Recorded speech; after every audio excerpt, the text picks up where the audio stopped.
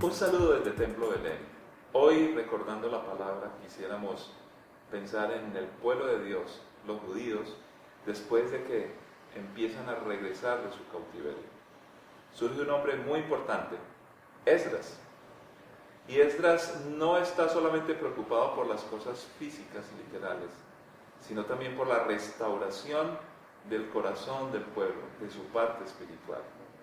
Y en un momento, al ver la condición de la nación, hace una oración muy significativa. Dice el hombre de Dios que tienes mucha vergüenza, tal que no puede ni siquiera levantar su rostro para mirar hacia el cielo.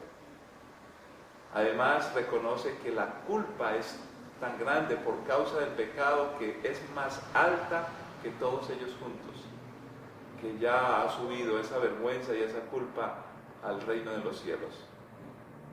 Por esa razón, sigue diciendo en su oración que los sacerdotes, los reyes y todo el pueblo está a la merced de los reyes paganos de la tierra, quienes les habían matado, les habían capturado, les habían robado y los habían deshonrado. Y esa era la condición.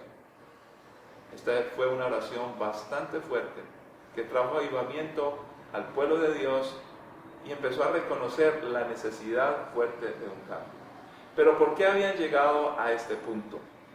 Sencillamente porque a través de su historia ellos habían recibido influencias de muchos pueblos. La última de ellas, después de salir de Egipto, que fue terrible, era la tierra y las naciones que habían poseído en Canaán.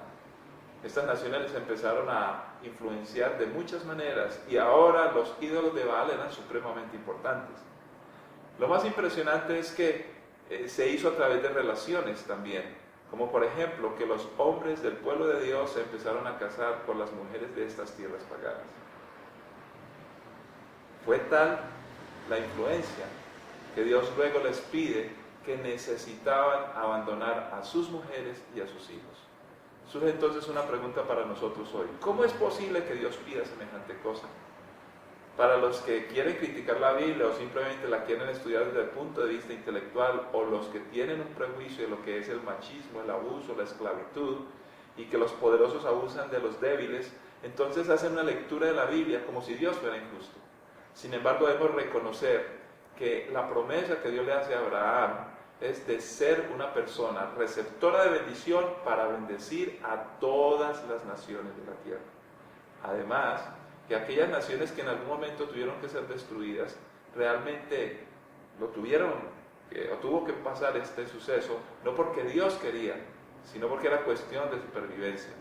De hecho, en las profecías, los profetas que empezaron a hablar acerca de estas naciones paganas, están diciendo muchas veces que van a ser castigadas por su pecado, pero que en algún momento van a ser restauradas y estarán con el pueblo de Dios, y Dios dará toda su bendición, porque la bendición de Dios es para toda la raza humana. Entonces mi pregunta es, el defensor de la viuda, el defensor del huérfano, ¿realmente querría destruir a estas mujeres y a estos niños? O más bien hacemos otra lectura. El problema no era de las mujeres y los niños, el problema era de la gran influencia que estas naciones estaban ejerciendo sobre el pueblo de Dios. Pues al casarse con ellas, todas las costumbres, por ejemplo, sacrificar a los hijos. Era común que cuando estaban construyendo las ciudades hacían murallas y en las bases ponían a los niños, a los primogénitos de los líderes de los pueblos, para ponerlos como base, y echaban piedras sobre ellos, creyendo que esto honraría a los dioses y le daría una protección extra, una solidez a estas murallas.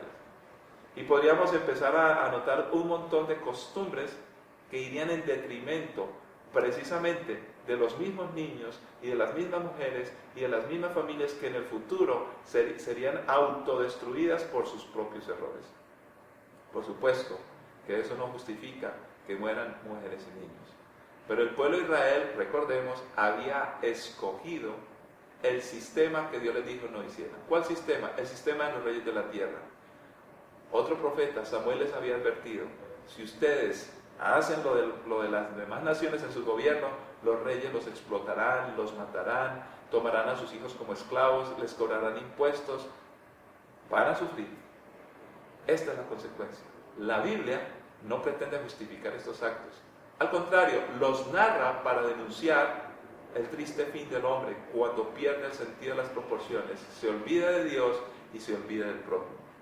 Esta influencia empezó desde la serpiente, influenciando a Eva, influenciando luego Eva a su esposo Adán. Ellos dos terminan diciendo, sí Señor, yo comí porque la serpiente. Y Adán dice, sí Señor, yo comí porque la mujer que tú me diste. Realmente ni Adán ni Eva reconocieron su pecado, porque aunque admitieron, puesto que Dios lo sabía todo, que habían comido, le echaron la culpa a otro. Empieza el hombre a proceder de esta manera persistentemente. Luego los pueblos, las naciones, el mismo Egipto, que les enseñó muchas cosas, y si pensamos más adelante, el mismo Canaán, como ya he explicado, y llegamos a un punto donde todos los seres humanos, no solamente de esa época, sino nosotros, empezamos a preguntarnos si nuestra idea del deber ser proviene de la palabra de Dios, de lo correcto que debe ser la vida, lo correcta que debe ser la vida, o simplemente viene de mi pensamiento y mi capricho y los prejuicios bajo los cuales yo he sido formado. El ideal está planteado por el profeta Jeremías, donde le dice, el Señor le dice a este hombre, y por supuesto le dice a su pueblo y nos dice a nosotros, que se conviertan ellos a ti y no tú a ellos. Muchas veces nosotros queremos ayudar a las personas, pero no estamos preparados, y la influencia positiva que quisiéramos dar empieza a ser a la inversa. Ellos nos influencian a nosotros. De hecho, hoy los hijos manipulan y conocen más a los padres, sus horarios y cómo piensan, que los padres a los hijos. La influencia es a la inversa. En esta oración que está haciendo este hombre de Dios, primero reconoce la culpa sin ambajes, sin evasivas. Luego explica que conoce la causa y las consecuencias del pecado.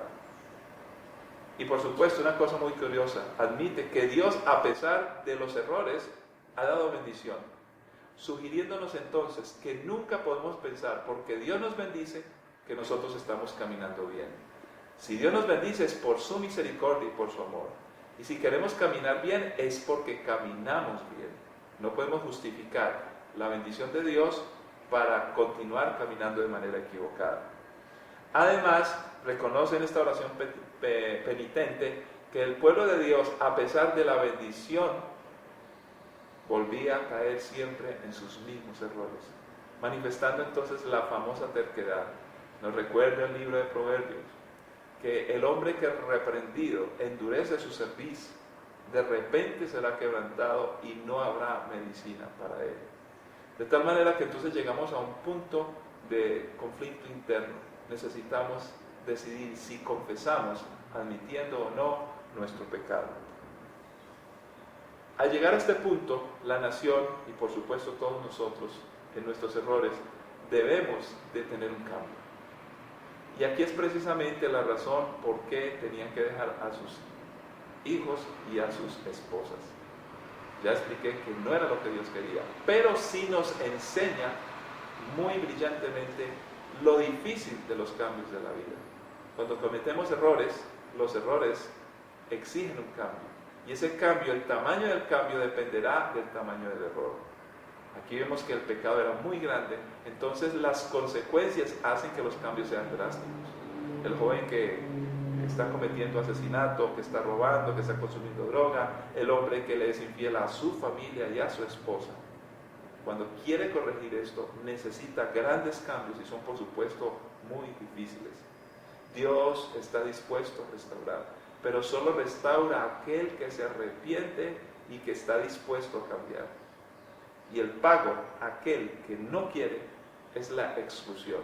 Pero no es esa exclusión donde Dios es un Dios malo y nos quiere abandonar como muchos lo quieren hacer ver. No, los mismos actos nuestros nos hacen estar separados de nuestras familias, de los seres queridos, de personas a las que pudiéramos influenciar bien o a aquellos que nos podrían bendecir a nosotros también. La exclusión es un asunto terrible.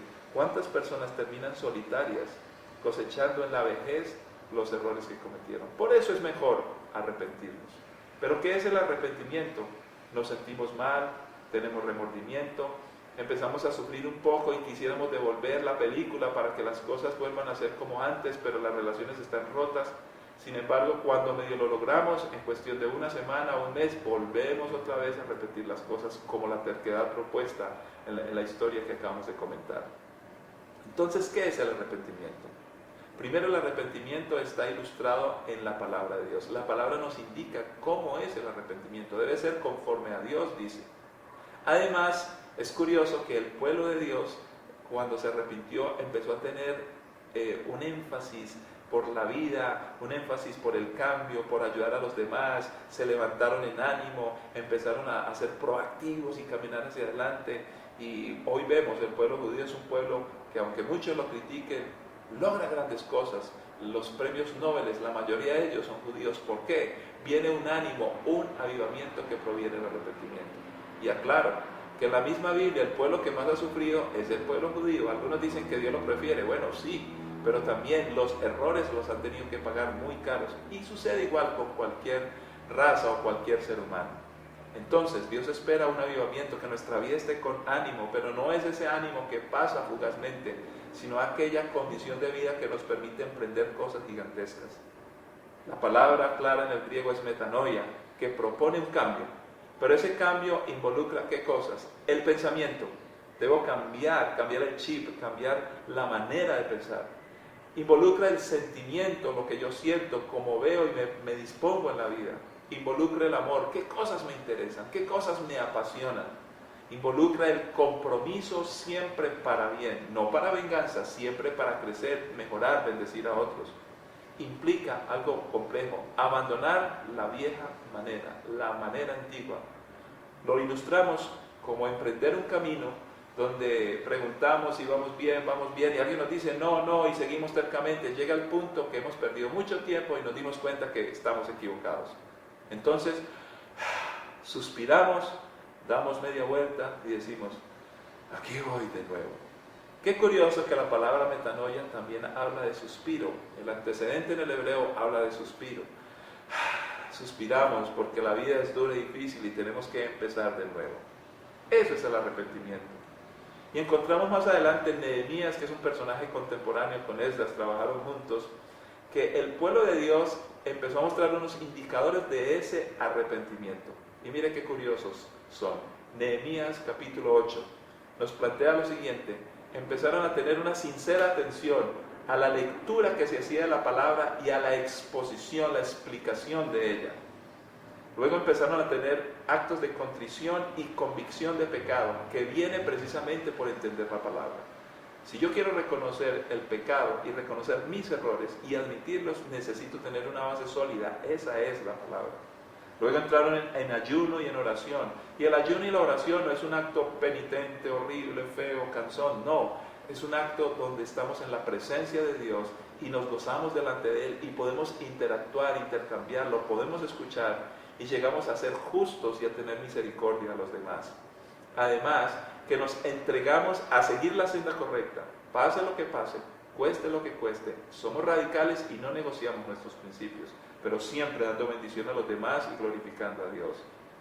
Y lo más interesante en este pasaje es que el pueblo empezó a manifestar un gozo que los fortalecía.